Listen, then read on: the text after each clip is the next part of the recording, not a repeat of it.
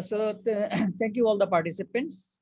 Now we are going to start our last scheduled program of virtual lung cancer session.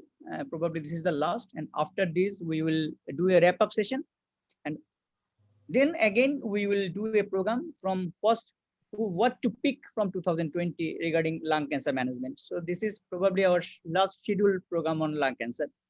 So today's our presenter, Dr. Mohammad Astefchar Hussain, is a assistant professor working as a radiation oncologist in Sylhet Osmani Medical College. So as usual, we will start the program with a poll. So may I request Mr. Shomit to post the poll. Mr. Shomit.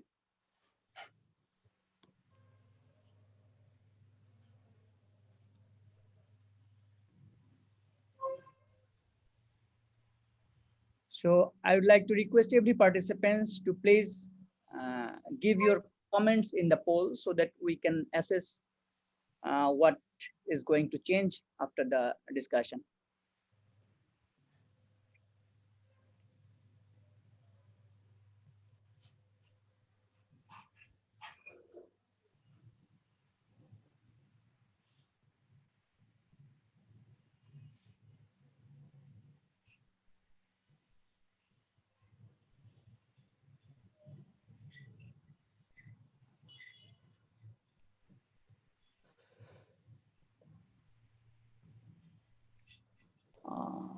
Shomir, as it is a very new concept, so I would like to request to remain the poll for 1.30 seconds. Sure, sir.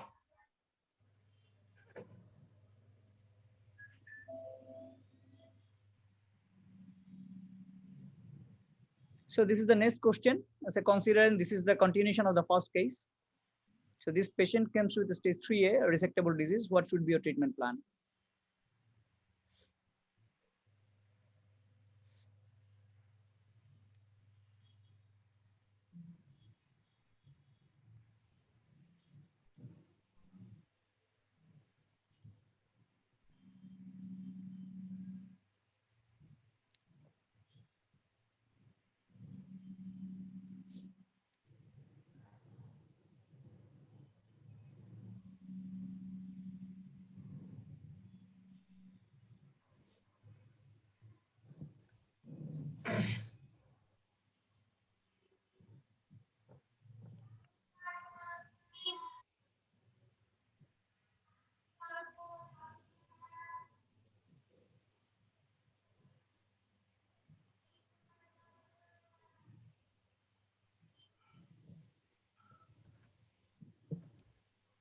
Okay, next question.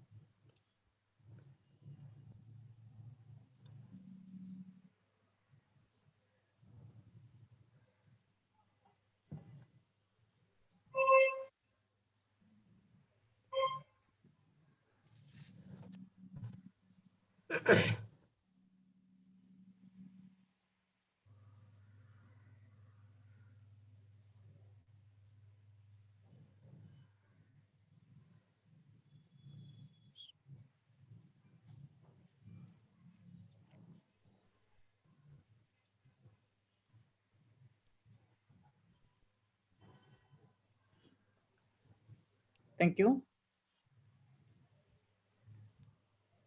So again, we will do the poll after the presentation. And now I would like to request our chairperson, Professor M.A. Hussain, to officially open the session. Professor M.A. Hussain. Thank you, Suman. Bismillahirrahmanirrahim. All the participants, Assalamu alaikum. Peace be upon you all. As you have already heard from Dr. Suman, that this is our last session of lung cancer. So hopefully we shall, from next week, but possibly next week, we are going to summarize all these sessions. So that will go for colon cancer possibly, colorectal cancer, the gastrointestinal. Right. Without any delay, it's a poll system. Let's tell you someone one thing. You have to pressing the question, just give a reading once, and then start timing. Then we will get more time to think about. Participants are very less, only 44%. Past Yes. question only was less than that. Yes, sir. Make the participant book, read the question thoroughly, and then start timing. Okay, Okay, now let's start. So thank you, sir. Today's our presenter, Dr. Astefchar Hussain.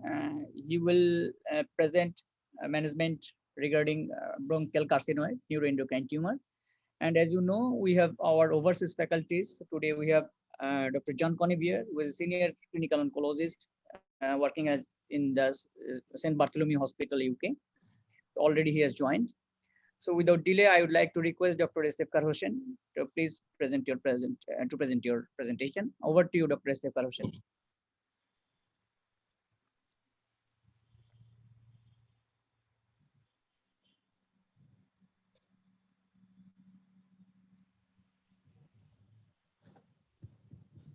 Are the slides visible, sir? Yes. Yes, visible.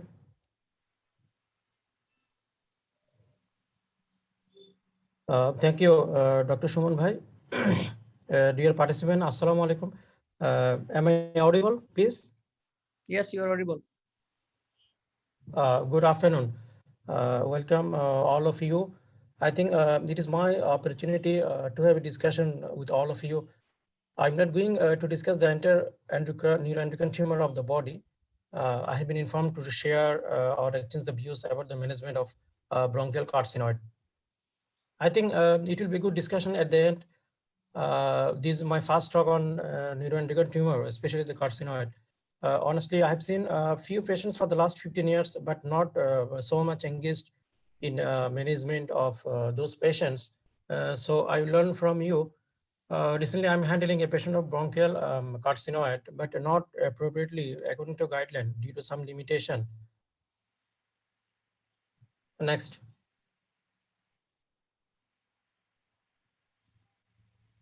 After the presentation, we will be able to understand about the neuroendocrine tumor, its pathology, its incidence, and overall management of bronchial carcinoid. Next.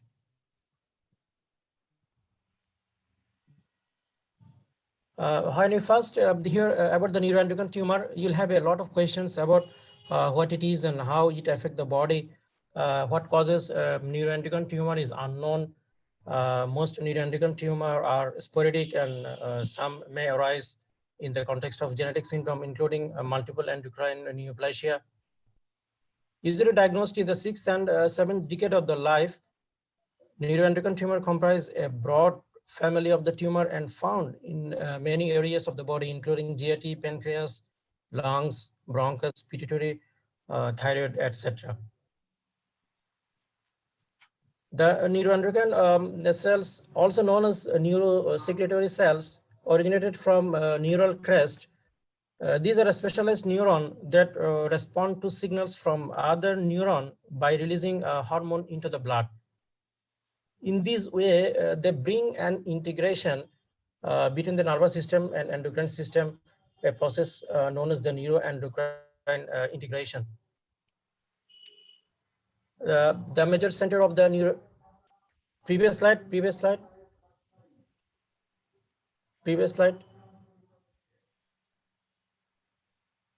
So the major center of the neuroendocrine integration is in the hypothalamus and pituitary gland. Neuroendocrine cells present not only in endocrine gland but also diffusely in the body. Pulmonary neuroendocrine cells are specialized airway epithelial cells that occur as solitary cells or as cluster called the neuroepithelial bodies in the lung. Pulmonary neuroendocrine cells are also known as called Kittesky cells or K cells. These cells are first recognized in the lungs almost 50 years ago for their endocrine properties and close association with nerve fiber.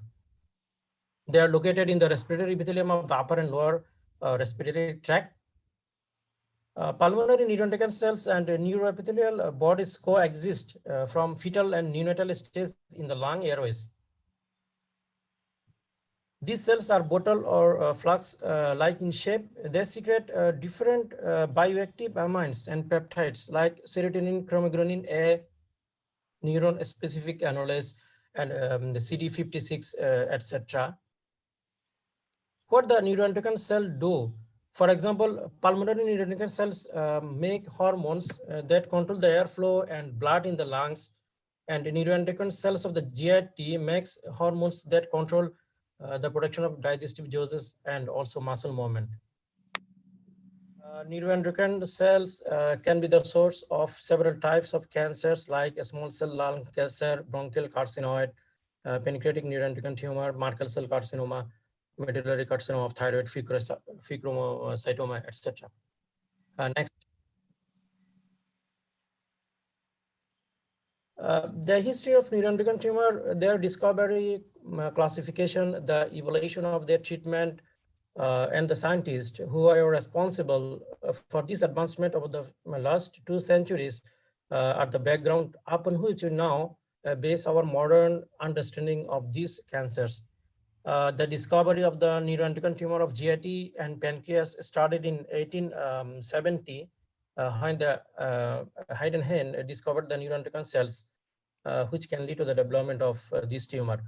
A German pathologist, Oberndorfer, was the first to introduce a group of slowly growing tumor, carcinoma, like the term carcinoid in 1907. The pancreatic islet cells are first described in 1869 by Paul Langerhans. In 1926, in 1924, Seal Harris was the first to describe endogenous hyperinsulinism, insulinoma. Next. In 1942, William Becker and his colleagues are the first to describe glucagonoma syndrome. The first description of gastrinoma by Robert Jollinger and Edwin Ellison dates from 1955. The first description of the Biapoma syndrome by John Warner and Aston Marison dates from 1958. In 1977, the group of the Larson and Jens reported the first case of somatostenoma. Next. How common neuroendocrine tumor are? It is estimated that in the United States, more than 12,000 people is diagnosed with neuroendocrine tumor each year, and the prevalence is now 175,000. According to population-based study in the United States in 2012, it was 6.98 cases per 100,000 population, whereas it was 1.09 case per 100,000 population in 1973. That means the incidence is increasing day by day, although historically it was considered it is a rare tumor. Why the incidence is increasing? It is due to improved diagnosis by better imaging, endoscopy, and classification is one factor. Next. Neuroendocrine tumor is not one cancer. These are heterogeneous, wide variant. Impressive progress has been made in the recent years in the understanding of both biology and molecular genetics of neuroendocrine tumor. Clinical behavior varies, but not all bad.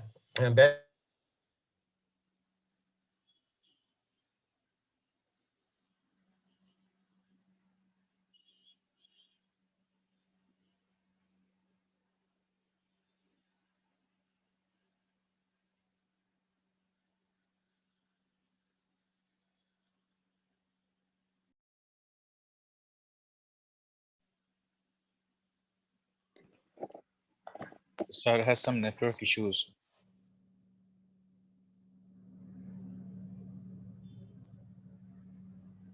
Can I give you a ring? Hello, Can I give you a ring? Dr. Yes. I'm already, sir.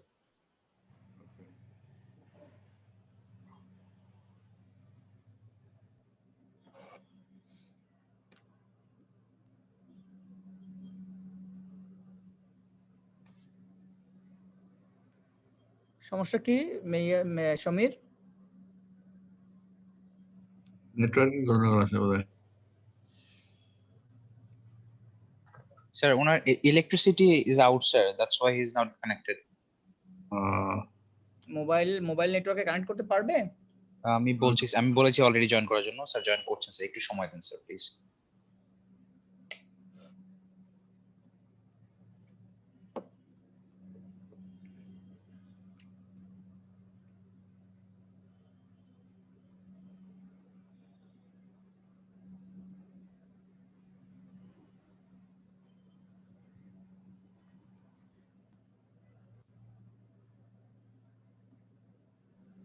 Sir join করছেন phone দিয়ে sir.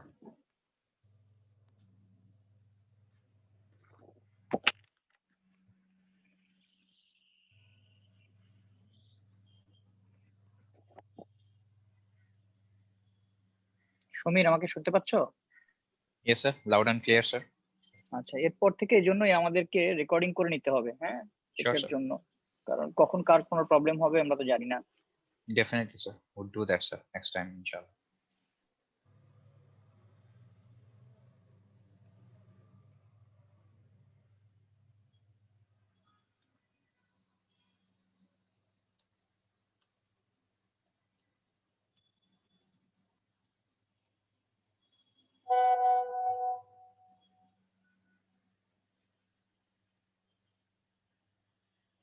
ইস্তেফকার ভাইকে পাওয়া গেল? Join করতে, ইস্তেফকার join করতে। জি sir, join sir. Okay.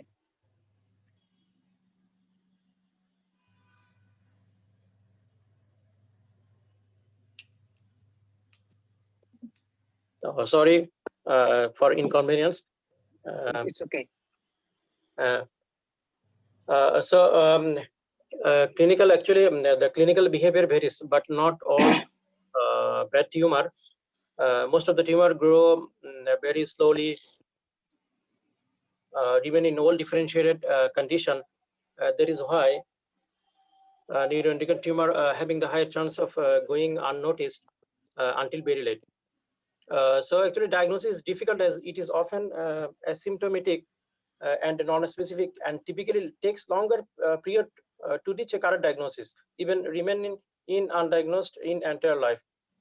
Some tumors grow very rapidly, even present with metastasis. Liver is the predominant site of the metastasis. The primary site always matters.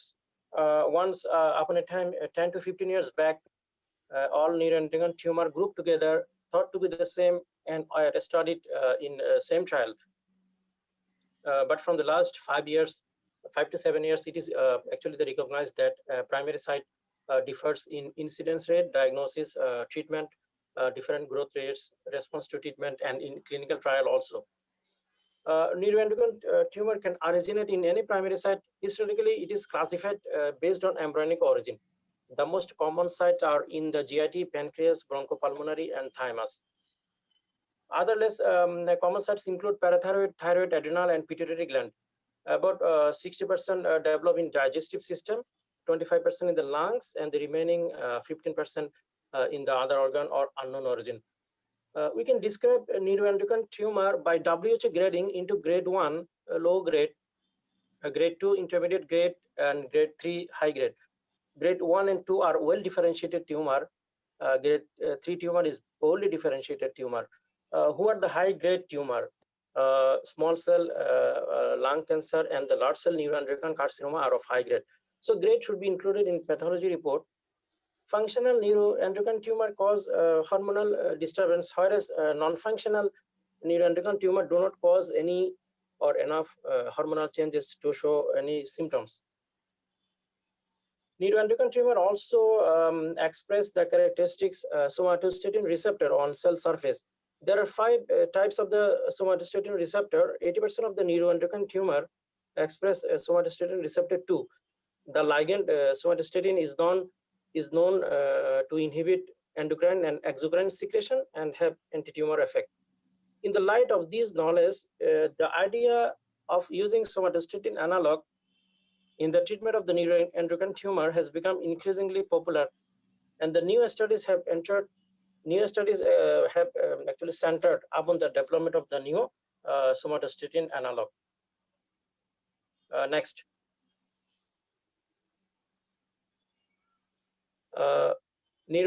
Endocrine tumor of the lung contribute approximately 20% of the all lung cancer. There are 4 types of the neuroendocrine lung cancer. No varieties can be considered benign. Small cell lung cancer is the most common form of neuroendocrine lung cancer. A rare and hostile form of neuroendocrine lung cancer is large cell neuroendocrine carcinoma. This cancer looks and acts like small cell lung cancer, except that these cancer cells are larger. And it is treated in the much the same way as a small cell lung cancer. Also, although data is limited, and still it is a controversial issue, especially in choosing the chemotherapy regimen. Typical carcinoid are slowly growing and more common. Atypical carcinoid are faster growing and less common. Bronchopulmonary carcinoid accounts 2% of all primary lung tumor. Next. Now come to the clinicopathological features of neuroendocrine tumor. Patients with typical carcinoid are about 10 years younger than with atypical carcinoid. The majority of the carcinoids are central, that is endobronchial or peribronchial, whereas 25% are peripheral, that is distal to the segmental bronchi.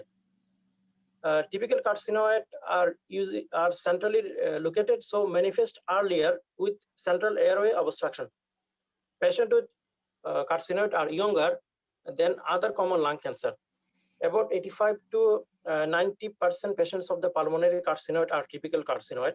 Small cell lung cancer and typical carcinoid are usually centrally located.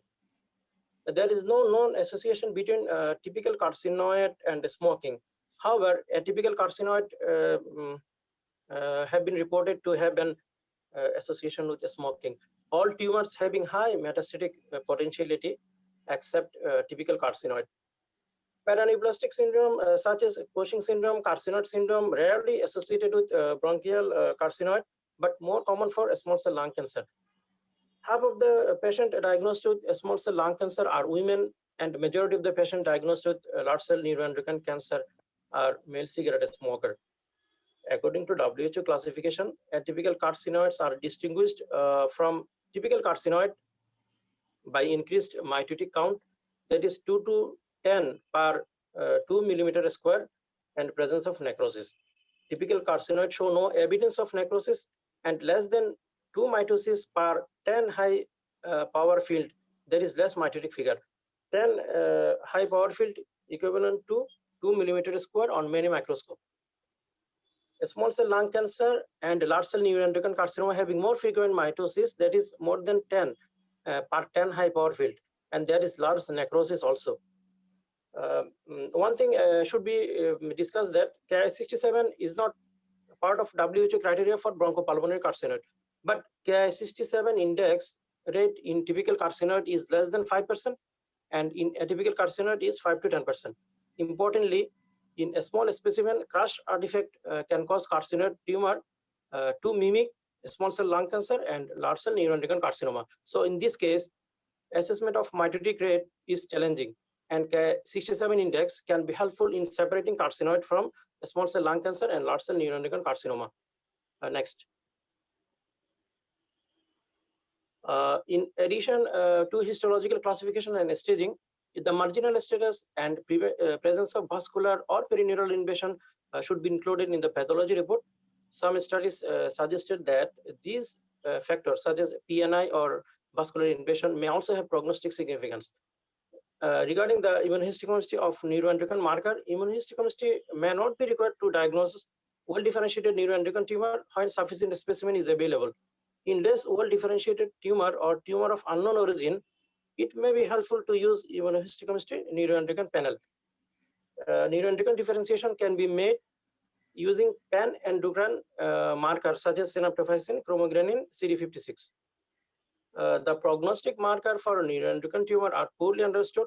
At present, no single available biomarker is sufficient as diagnostic, prognostic, or predictive marker in neuroendocrine tumor patient. Next. Now come to the screening. Screening for pulmonary carcinoid is not recommended. They are very rare tumor and having indolent natural history.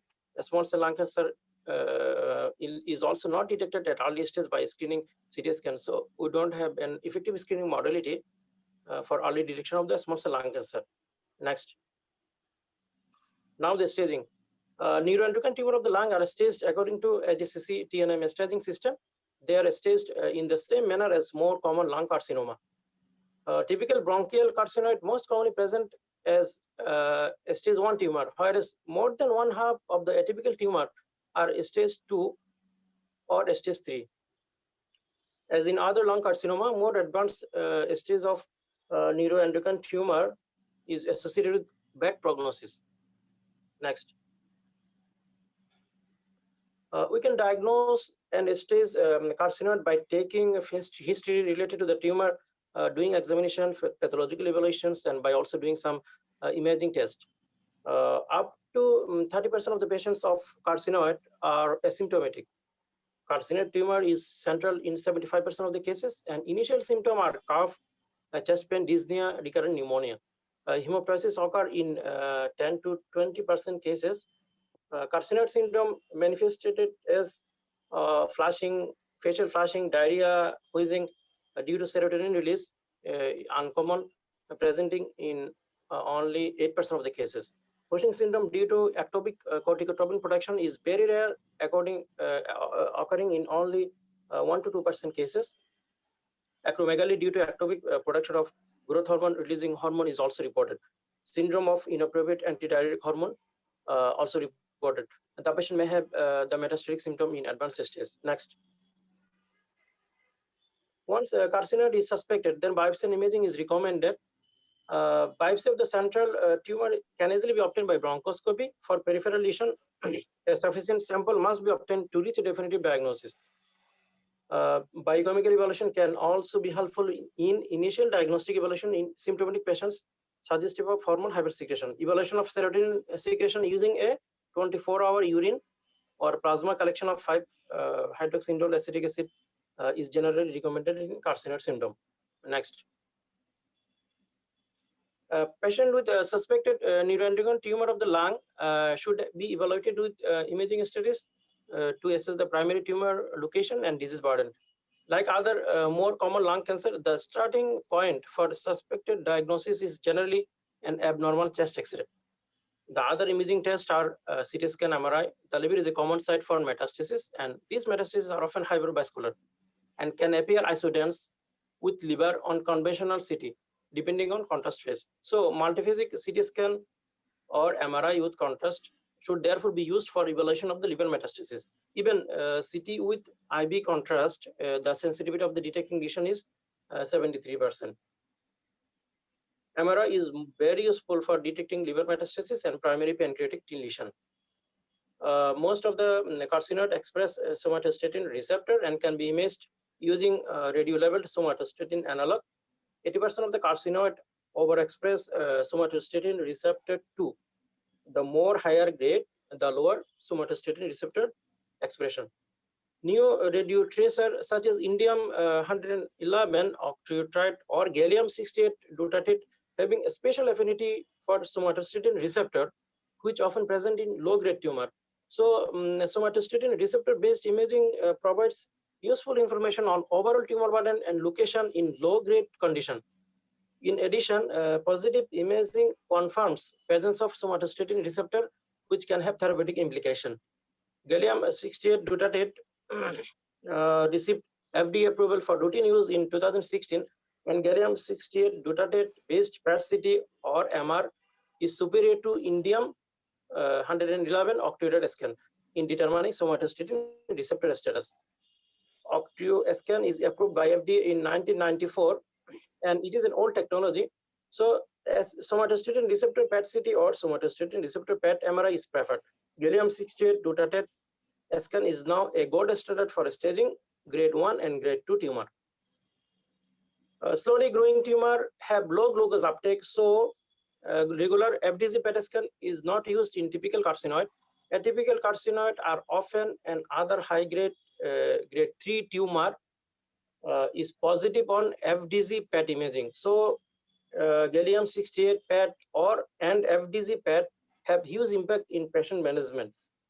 For the purpose of clinical decision making, the pre-treatment staging is important. Next slide. With the development of gallium-68 dutatate PET, the clinician is more confident now in challenging clinical decision making.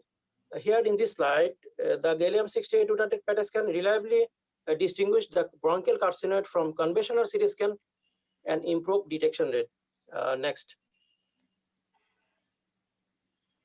There was a study conducted on 20 patients at All India Institute of Medical Science, which studied the role of gallium-68 dutatate in evaluating pulmonary carcinoid. The study revealed gallium-68 dutatate PET-CT is a useful tool in evaluation.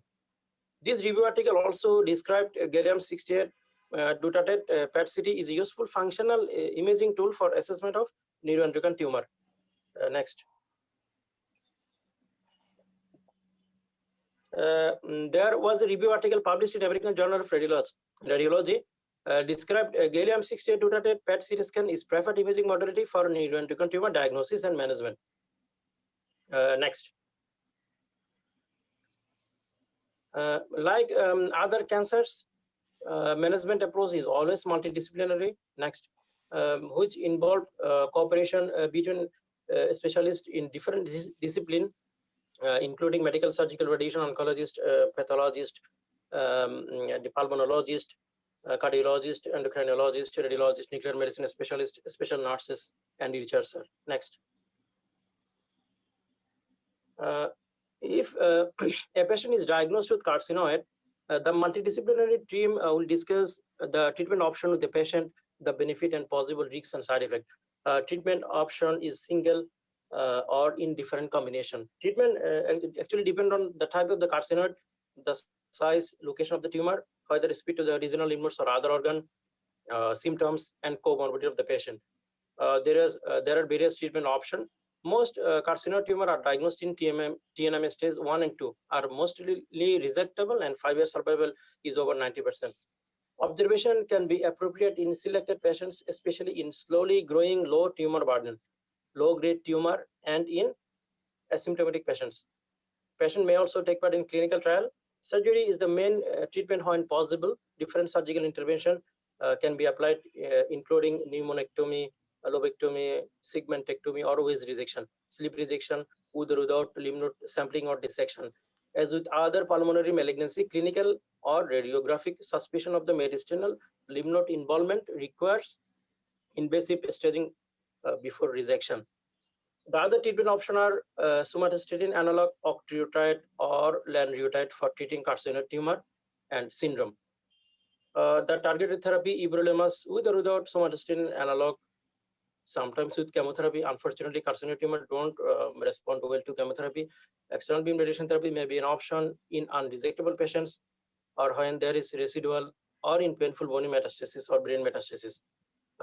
Peptide receptor radionuclide therapy with 177 lutetium dutatate may be useful in metastatic case.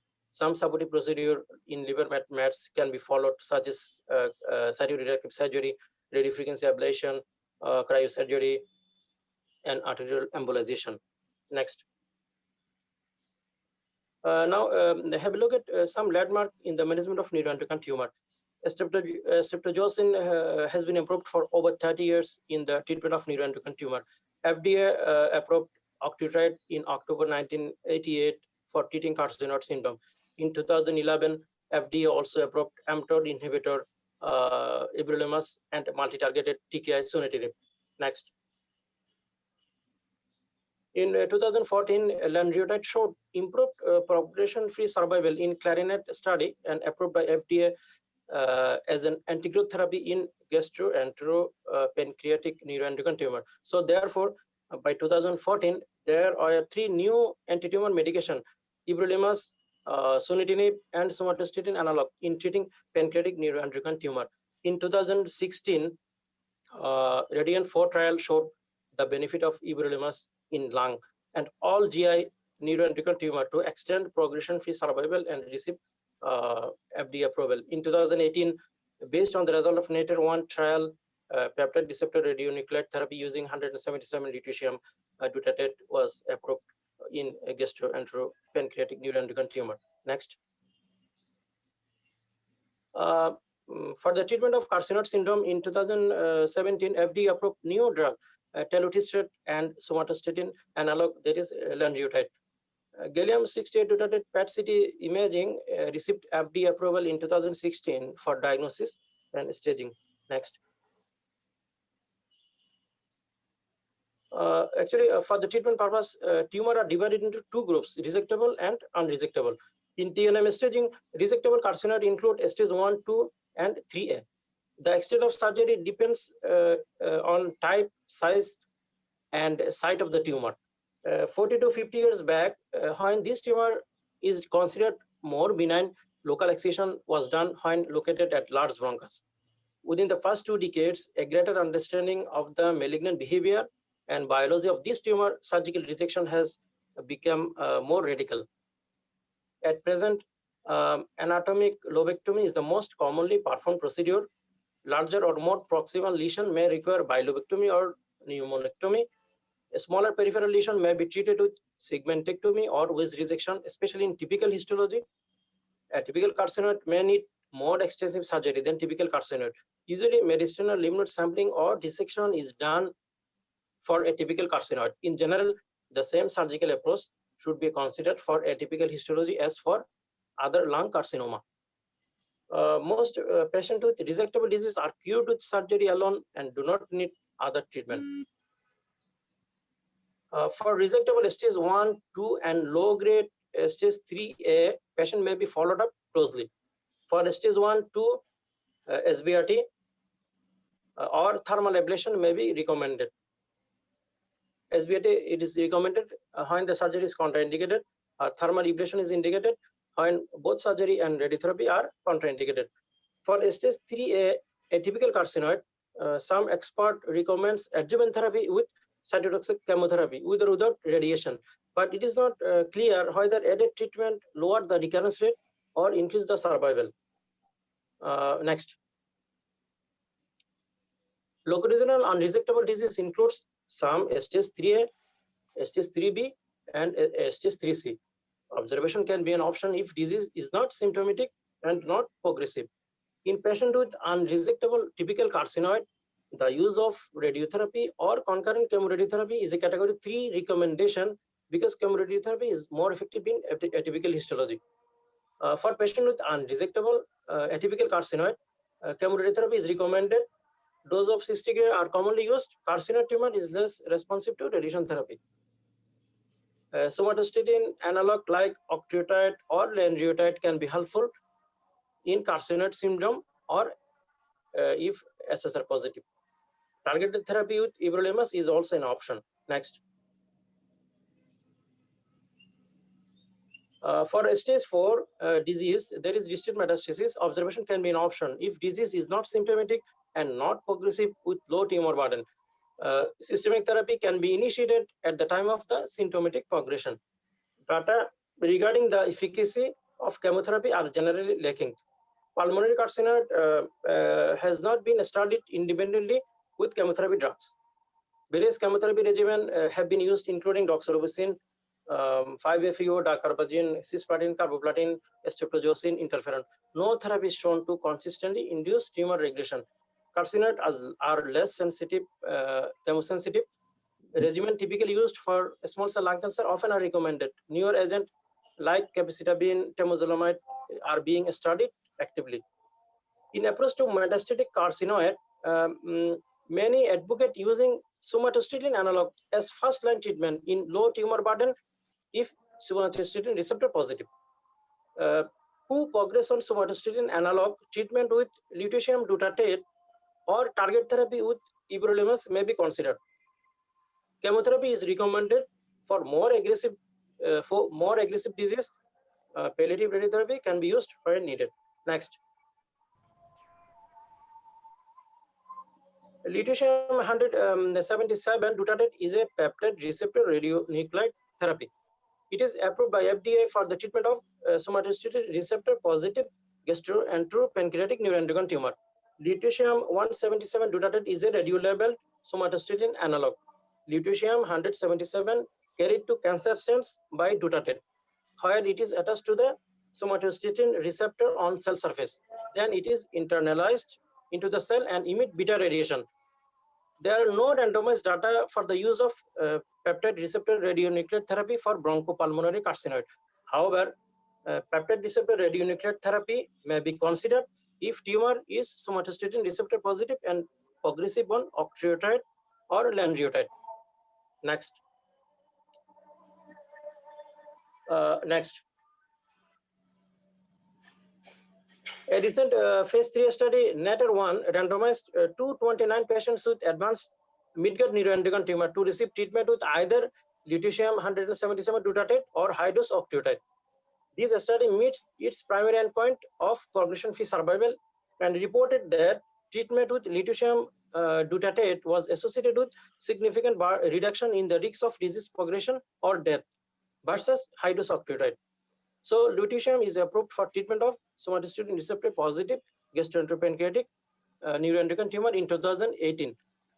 Another study on Dutch patient with metastatic gastroenteropancreatic neuroendocrine tumor and bronchial carcinoid, the progression-free survival and overall survival are 29 months and 63 months. Other small studies also found improved overall survival and progression-free survival with lutetium in advanced bronchial carcinoid. Now, next. Cisplatin, carboplatin, and etoposide are often recommended option for neuroendocrine tumor. Neurogen are being told you earlier. Next.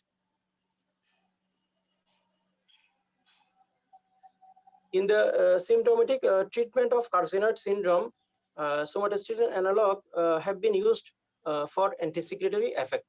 The ability of somatostatin analog to control the tumor growth is a matter of debate. So the ability was studied in two large studies, PROMIT and CLARINET, in patients with digestive tract neuroendocrine tumor.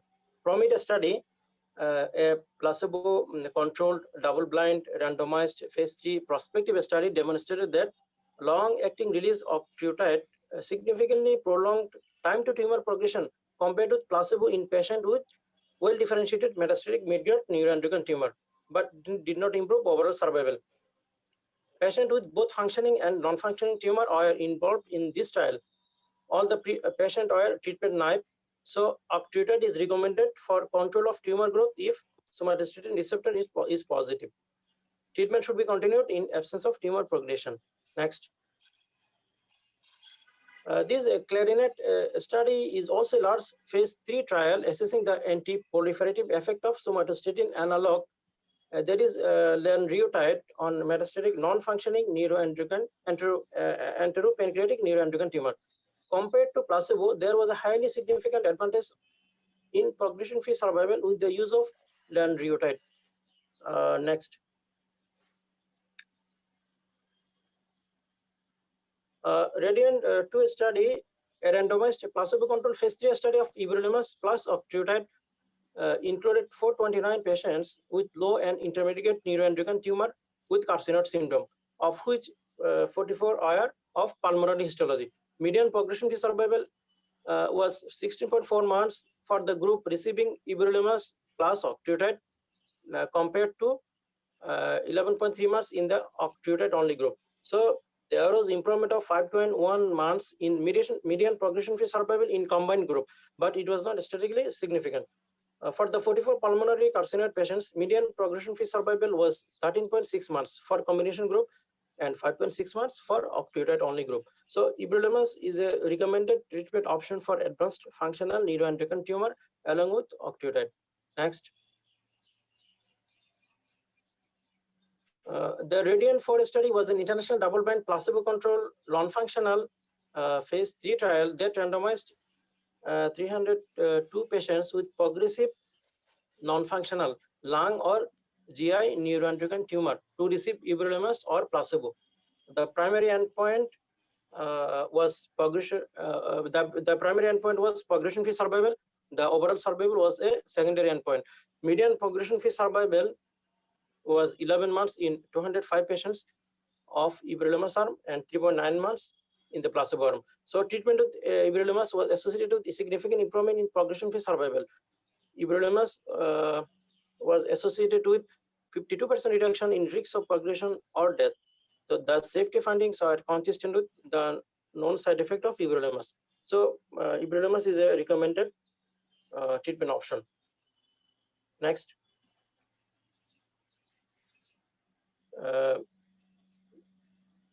Initially, due to rarity, few prospective studies are done on gastroenteropancreatic neuroendocrine tumor. But now, a lot of systemic trial, phase 1, phase 2, phase 3 is ongoing on lung carcinoid due to difference in disease pattern and biology. To date, only limited therapeutic options are available, and novel drugs are strongly needed. No adjuvant therapy is recommended despite high recurrence rate, especially in atypical histology, large tumor, lymph node involvement. So clinical trial is important in these settings. Somatostatin receptor, somatostatin analog, especially second generation pasireotide peptide receptor radionuclide therapy, target therapy with mTOR inhibitor. Next, cyclin dependent kinase inhibitor. Next, anti-angiogenesis. Next, chemotherapy, immunotherapy with nivolumab, ipilimumab, durvalumab, avelumab are being studied now. Next,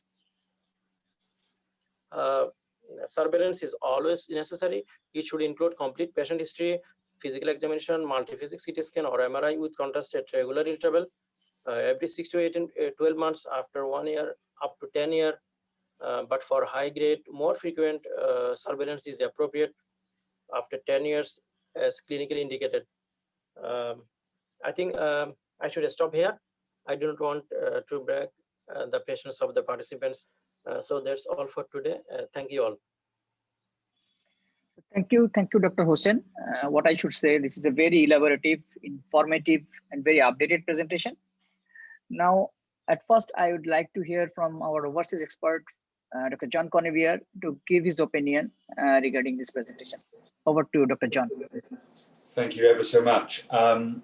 First to say, well done on condensing essentially quite a huge amount of data on an uncommon malignancy that we deal with in clinic. So certainly in my practice, these patients are rare in terms of their presentation and management. And in fact, in the UK and in my centre, we have a dedicated neuroendocrine team. So essentially, our professors of endocrinology are very much involved in the management of these patients. So rather than taking it as a sort of pulmonary net, we take it more as a system, a multi-organ approach to these patients. The talk today that I thought was fantastic. Well done, really good. Thank you. Now I'd like to request every participant to raise any question, because I have not seen any question in the chat box. So if you have any, you can ask your hands. You can raise your hand so I can give you the floor to ask the question directly. So is there any question? If you don't have, then I have a number of questions to ask. So I have a question.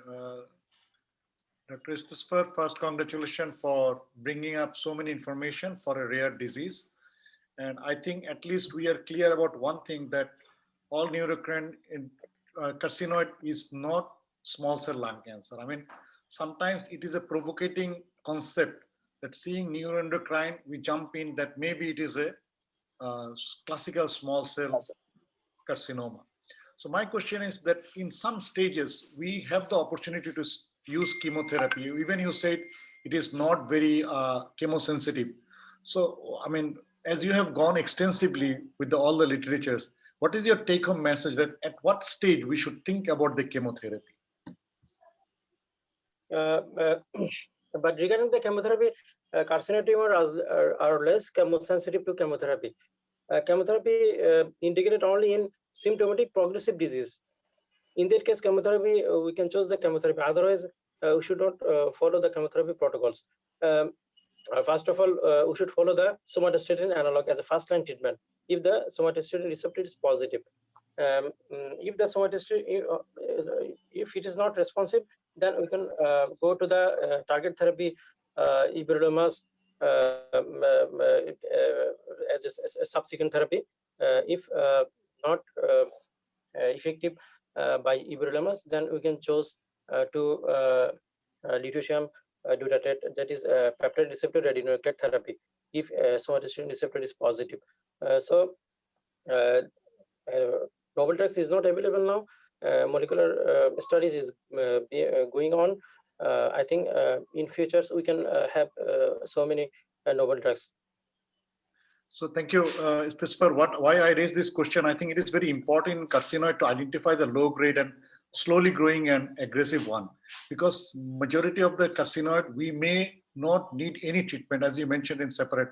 The mitotic factor and Ki67 could be the, till now, some tools for us that which can lead us, give us some clue that whether at all we need to treat the patient or not, because unnecessary treatment of without any benefit by putting some chemotherapy, even everolimus, all these are toxic. So I think it is very important to make a judicial judgment before taking a decision of this type of disease. And I want to emphasize on a very important point you raised about the small crushed sample, because if it is a very small and crushed sample, it may give a wrong message about mitotic index. So even if it is a low grade, I mean, a slowly growing tumor, we may get a report of a aggressive tumor and we make it. So I'm concerned about carcinoid of over treatment, not under treatment. I think this is the area. First message to the juniors: it is not small cell lung cancer. It is not always an aggressive tumor. It may be very indolent type, and we need to be very cautious and judicious when we take a decision of treatment. Exactly. Histopathological evaluation is very important. It's very important, and a sufficient sample is also sufficient sample collection is very important. Okay.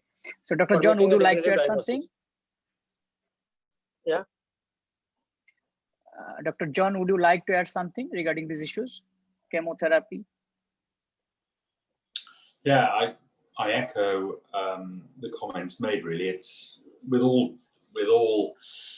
the patients we treat, it's ensuring that we adhere to best practice, and that I'd say with these particular tumours, they truly are uncommon. You know, in my career so far, although it's not that long, I haven't treated many of these patients, and so I think it's always important to know your limitations, and when it comes to an uncommon case, maybe to pause and to update yourself on what current practice is.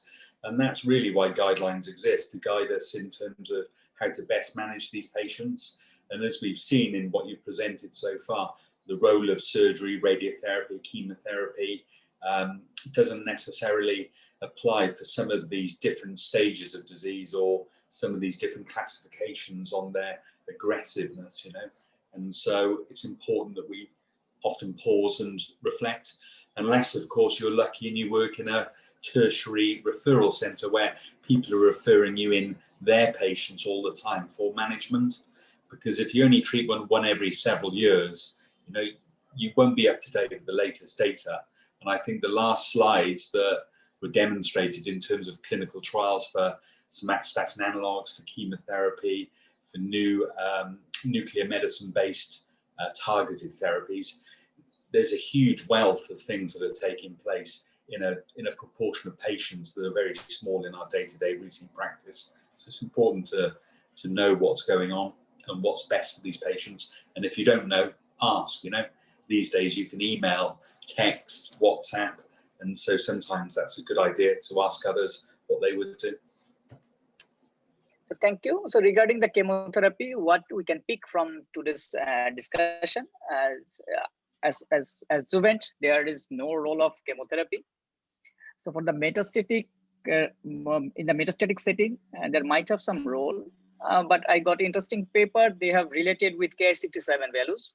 So if Ki-67 values is more than 55%, they think that cisplatin etoposide might going to be beneficial. So I think when we are considering chemotherapy for these neuroendocrine varieties, we should consider these Ki-67 values as well as the mitotic high index. So if these two are high, then we can consider this is cisplatin and etoposide, but there is no chemotherapy who is going to produce any overall survival benefit. And in the metastatic setting, so we should focus on the symptomatic improvement. So look, octreotide or everolimus can be a good option. So there is another question from Dr. Altaf Hussain Riyad. His question is there any option of observation if disease is resectable stage and asymptomatic? So resectable, asymptomatic. So do you think that observation can be an option? Yeah, observation can be an option if it is of low grade and low tumor burden, and if there is no symptoms. Only in asymptomatic patients, in low tumor burden, in low grade patient. Even in metastatic case, we can follow the observation rule. There is no symptom, it is not symptomatic, metastatic, low tumor burden. In that case, we can follow the observation only, because in some cases, it is indolent in nature. So let me share one experience that I had a patient of carcinoid from duodenum and having multiple metastases in the liver. And when one of my friends from Singapore suggested to put the patient on observation, I was quite surprised and unhappy. But the information is the patient later on developed a breast cancer. I treated her for the breast cancer. And after 10 years, she is still alive. But always when she go for imaging, everybody make a comment about the liver. And I need to pull back that, well, it is not the metastasis from the liver, breast cancer, it is the old metastasis of the carcinoid. So what my message is that she has been living with this metastasis in liver for 10 years. It was my personal experience. And as John said, I shared with one of my friends in Singapore, and he said, it looks like a low grade, keep her on observation. And it was very difficult for me to accept the decision. But now, so what Dr. Astefchar is telling, even in metastasis, there is opportunity for observation. That is a very important message. So what I would like to hear from today's presenter, so as it is a very rare disease, so when we got a report like endocrine tumor, we think that we need additional investigations like immunohistochemistry, etc., etc. So do you think if we get a clear-cut report that it is a carcinoid or neuroendocrine tumor, we need any additional investigations?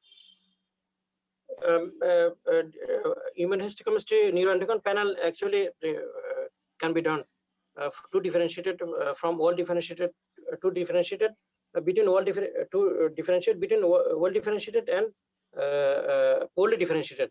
So in that case, neuroendocrine tumor marker, that is immunohistochemistry marker, synaptophysin, chromogranin, Ki-67 or CD56 can be done in that cases, just to differentiate it from low grade to high grade. No, that is not the question for grading. So I think regarding the diagnostic confirmation, so do you think that this neurospecific enolase, chromogranin, or synaptophysin have a role to distinguish with maximum in maximum cases, the histopathological evaluation is very, very important. Okay, thank you. So regarding the staging, so do you think FDG scan or DOTA scan, what is your pick regarding these two tests? For the high grade, we recommend FDG PET scan. That means. So how could you know? How could you know? How could you know before going whether it is high grade or low grade? So this is a endocrine varieties. So you are going to do a staging workup. So what should you are going to pick? First of all, we usually follow the conventional CT scan. Okay. Then if there is a fallacy about the histopathology report, low grade, high grade, or clinical behavior, then we can follow the we can do the PET-CT or gallium-68 dotted PET-CT or PET MRI. What I want to Initially- hear from you that in the neuroendocrine varieties we have seen a number of prescriptions with FDG scans. Do you think that it is wise? No. So I want to Scintigraphy, hear details from you. so what is statin receptor scintigraphy?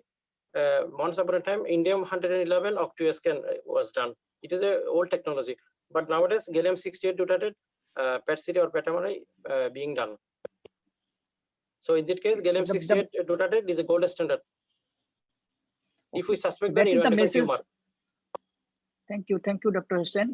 That is the message I want to convey. That the endocrine varieties, most of the time, they are well differentiated. So they usually don't pick FDG.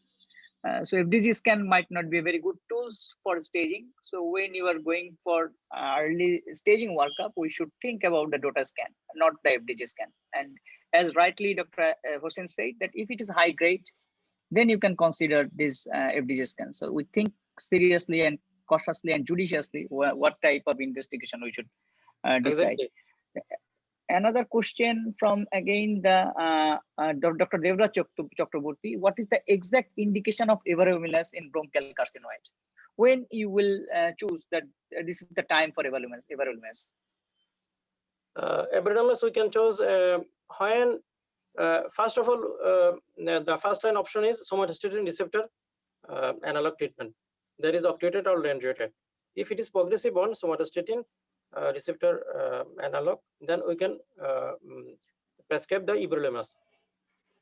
In sometimes some panel or some experts also recommend everolimus in first line setting, but I would say somatostatin receptor analog would be the choice if it is somatostatin receptor positive. Okay, so another question from Altaf Hussain Riyad. What would be the way to differentiate if there is a histopathological report neuroendocrine tumor, and I want to differentiate it whether it is will differentiate carcinoid or small cell? Even expert thoracic histopathologist sometimes miss the diagnosis. So in that case, histopathological the role of histopathologist is very important. I think he can take the decision from mitotic index or Ki67. If that too is high, then yeah. Okay. So any more question from any participants?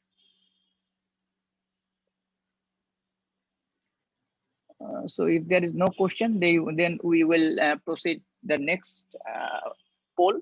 So may I request Mr. Shomit to again post the poll.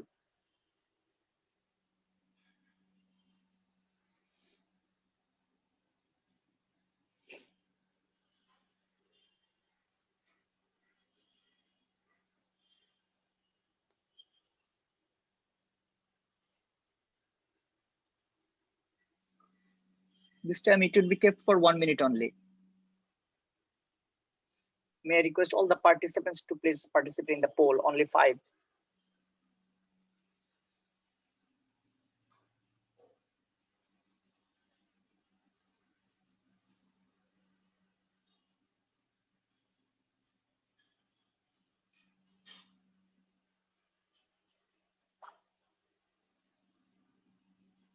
Still only 8 participants have entered in the poll. So this is very discouraging. I would like to request all participants, please enter in the poll. Okay, proceed. Next question.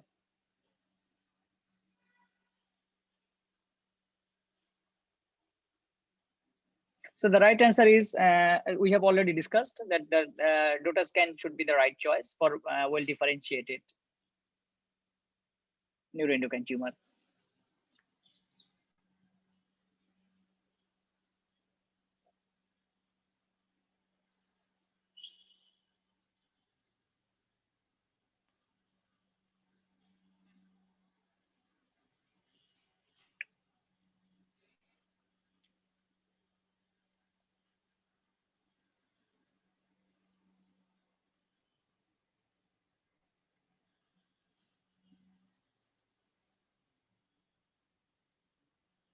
Okay, the right answer would be the any two between the first and the last.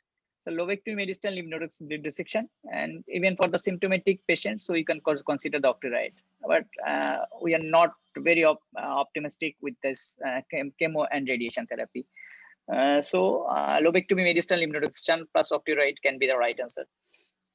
So if anybody thinks that he will be happy with only surgery, that might be his selection. That is not problem. Third question.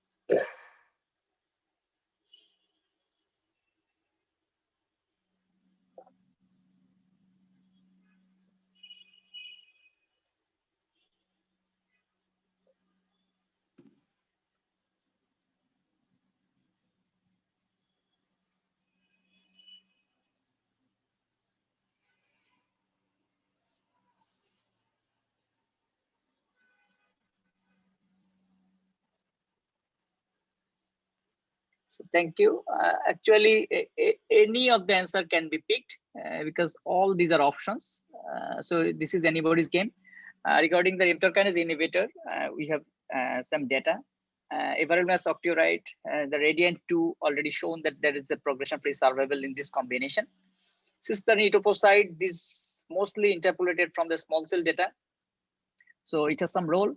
And temozolomide, capecitabine, these are tried in different trials, but only subgroups from the bronchial carcinoid. But you can try with this temozolomide option. But the majority picks everolimus and octreotide. I think this is a good option to treat. It is a good option. It is a good option. Yes, I think. So that's all from the poll. We are at the end of our today's discussion. I would like to announce one important announcement for our virtual lung cancer session. So we have already concluded our scheduled program. I have already mentioned in the beginning of our today's program that after this program we have a wrap-up session. So those who are present here, who has presented as the faculties, so I'd like to request to present in the next Sunday session. So there will be a wrap-up session. I have already sent you a mail. Probably you have all have received a mail. So prepare for 4 minutes presentation from your total presentation. What to pick up from your presentation. So that will be a wrap-up session. And by this time, I had the opportunity to request Dr. John Conebier to please present there as a foreign faculties to give your inputs in the overall presentation. So that's all from today. I would like to request Mr. Shomir to announce the name. Mr. Shomir. I've given you the name of the winner, sir. Okay, today's winner, Dr. Devras Chakraborty. So congratulations, Devras. They definitely will receive the presentation within short time. So that's all from me. Now I would like to request our chairman, Professor M.A. Hussain, to say a few words and to conclude the session. Professor M.A. Hussain. Thank you, Suman. It was a good presentation. Thank you, Dr. Hussain. It was a very nice presentation. I'm very happy with your presentation. Please continue these things. And also the discussions took place. It's a very near tumor. And discussions were also very good. Thank you all very much, particularly John. He has taken lots of time, lots of pain for us. Thank you very much once again. And thank you all very much. Goodbye, everybody. Salam.